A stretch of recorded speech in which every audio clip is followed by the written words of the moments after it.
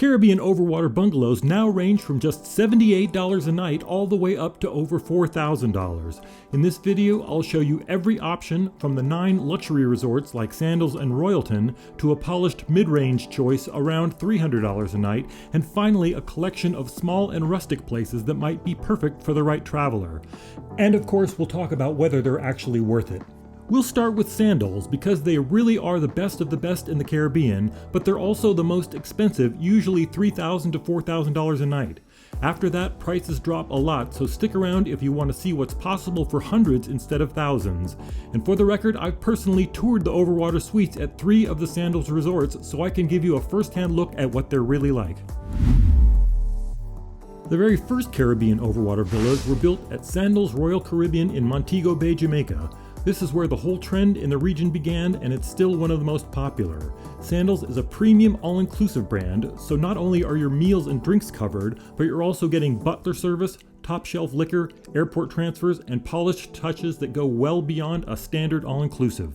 The biggest advantage here is the location. The resort is just minutes from the airport, so you can literally land in Jamaica and be in your Overwater villa before most people have even cleared customs in other destinations. The trade-off is that the resort sits just beyond the runway, so you'll hear a few planes take off every hour, but only for a few seconds each.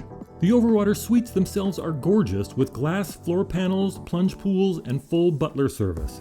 These were the first true Overwater bungalows in the Caribbean, and they still feel every bit as solid and well built as the newer ones. Prices start around $3,500 a night and can run over $4,000 with a 3-night minimum. So you're looking at $10,000 and up, but for many guests, the convenience of being so close to the airport makes it worth it. Sandals South Coast is a completely different vibe. It's about 90 minutes away from Montego Bay by shuttle, but once you arrive, you feel like you're in your own world. The resort is spread out along a long beach in a very private corner of Jamaica, well south of Negril. It's a much quieter setting, and the sunsets here are absolutely stunning. The Overwater villas are arranged in a heart-shaped cluster just off the beach, and they were one of the most photographed resorts in the Caribbean when they opened. The villas themselves are every bit as spacious and luxurious as the other Sandals properties, with butler service, private plunge pools, and all the trimmings.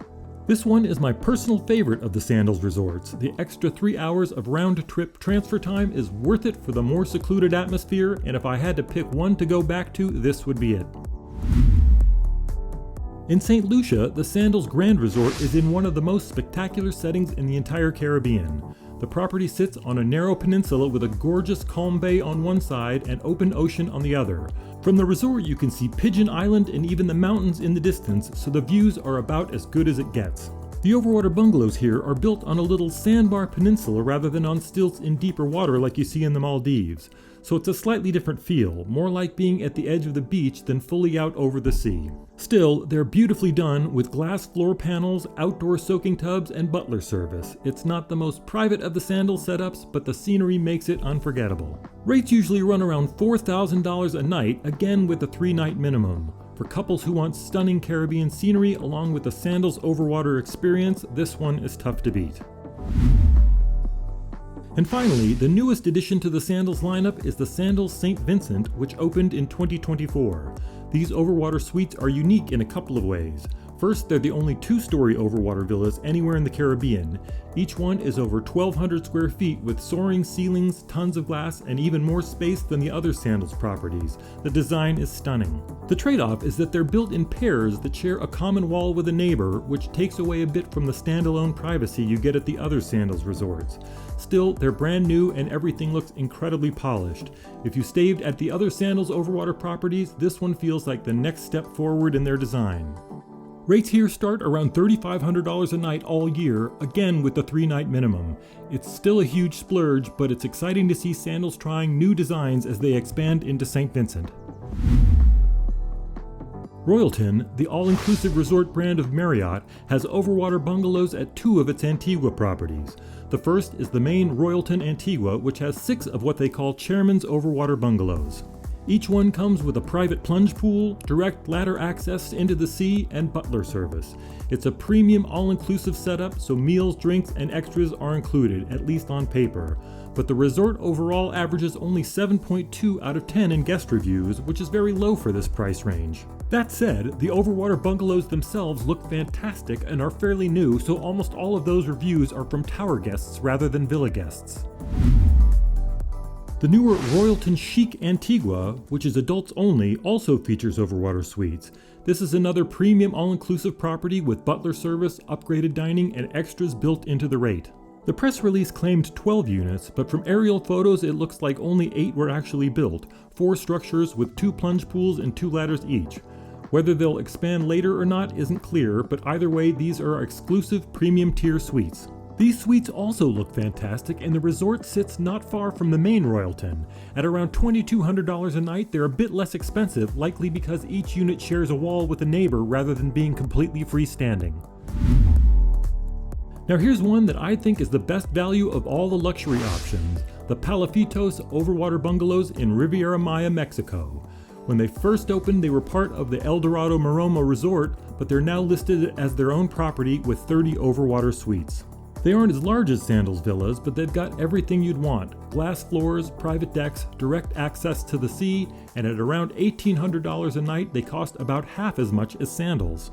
Plus, they're right outside Cancun, which makes them one of the easiest to reach in the entire region. For me, that makes them the smartest choice if you want the full overwater experience without the Maldives-style travel. Another standout is Nayara, Bocas del Toro in Panama. This resort feels like it was lifted straight from Bali and set down in the Caribbean. The villas are gorgeous inside with that Southeast Asian design, and each one comes with its own private plunge pool on the deck. It's adults only, very intimate, and has the kind of polished service you'd expect from Nayara, which also runs some of Costa Rica's top eco-luxury resorts. Prices run around $1,700 a night, which makes it another good value alternative to Sandals. It's still expensive, but when you consider the private pools and the design quality, it feels like you're getting a lot for the money. The only trade-off is location. Bocas del Toro is more remote to reach than Cancun or Jamaica, so depending on where you're flying from, that could be a plus or a minus. And finally, Aruba Ocean Villas. This is a tiny boutique resort with just a handful of overwater villas. The entry-level units start at around $1,700 a night, but some of their massive luxury suites, complete with pools and sprawling decks, push over $4,000. So depending on which villa you book, this one runs the full spectrum. So are these Caribbean overwater bungalows actually worth it? Well, they're all extremely expensive, usually $1,600 to over $4,000 per night, and Sandals requires a 3-night minimum, so that's at least $10,000 just to get started. But here's the thing, they're all very well built, very well run, and designed to deliver a once-in-a-lifetime experience. If you're based in the US, your main alternatives are Bora and the Maldives. Bora is about 12 hours of flying each way from Los Angeles, and if you're starting in Chicago or Dallas, you're looking at closer to 17 hours of travel and at least $2,500 in economy flights, plus about $1,200 a night once you get there. The Maldives is literally on the other side of the world, around 24 hours of travel each way from most US cities, even though once you're there, $900 a night can get you something spectacular. For Europeans, it flips. Paris to the Maldives is about 12 hours and flights start at around $1,400, while Bora is also 24 hours away. So Europeans tend to choose the Maldives instead, but in both cases you're still looking at huge travel times and high costs. That's why the Caribbean is in such demand. You can get almost the same luxury experience without 2 full days in transit, and for North Americans especially, that convenience is a huge part of the value. It's why even the most expensive Caribbean overwater bungalows are booked every night.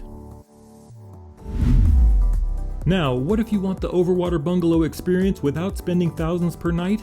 There's one resort in Belize that really stands out as a budget-friendly option, Lina Overwater Resort. This place doesn't have the same glossy Instagram-perfect look as Sandals or Nayara, but it does offer true overwater rooms, including a couple of honeymoon bungalows for under $300 a night in low season and around $480 a night in high season. The main building is actually a 3-story structure built out over the water with multiple guest rooms, so it feels more like a small hotel. But the honeymoon bungalows give you that classic walkout deck and direct ladder into the sea. It's a little rustic compared to the high-end properties, but if you're curious about staying over the water without blowing your whole budget, Lina Point is probably the cheapest way to do it in the Caribbean. Now let's look at the smaller and more rustic side of the spectrum. I've been tracking these places for nearly 15 years and most of them have popped up only in the last decade. The prices and quality are all over the map, from more than $2,000 a night at a private island resort all the way down to just $78 a night in low season. So it's hard to give you a detailed guide to each one here, but I've got them all covered in depth on my website, link in the description. A few standouts are worth mentioning. Punta Carasol Aqua Lodge in Panama was one of the very first Caribbean overwater resorts, and it's still a solid deal at under $400 in high season and only about $123 in low season. In the same Bocas del Toro area, you'll find Coco Aqua Lodge and Cosmic Crab, which are rustic cabins perched right over the sea. They might not be ideal for a honeymoon, but for under $150 a night in high season and as low as $78 a night at Cosmic Crab in low season, they're an absolute steal if you just want the novelty of waking up over the water. My instinct is that you usually get what you pay for. The expensive ones should be way nicer than the cheapos, but still you'll want to look closely before booking. Most of these smaller resorts aren't listed on the big travel sites and can only be booked directly through their own websites, so keep that in mind. So that's the complete picture of overwater bungalows in the Caribbean. At the end of the day, you'll usually get what you pay for. The high-end resorts are incredibly polished, the cheap ones can be quirky but unpredictable. But the good news is you no longer have to fly halfway around the world to stay in an overwater bungalow. The Caribbean finally has plenty of options. I've got the full list of every resort on my website, overwaterbungalows.net. I'll put that link in the description, and I'd love to know, if money were no object, which of these would you book? Drop your answer in the comments and don't forget to like and subscribe for more travel guides like this. And by the way, I've also put together a free ebook with my most popular travel articles. It's yours when you sign up for my weekly travel newsletter. I'll drop the link in the description along with a full list of overwater bungalow resorts.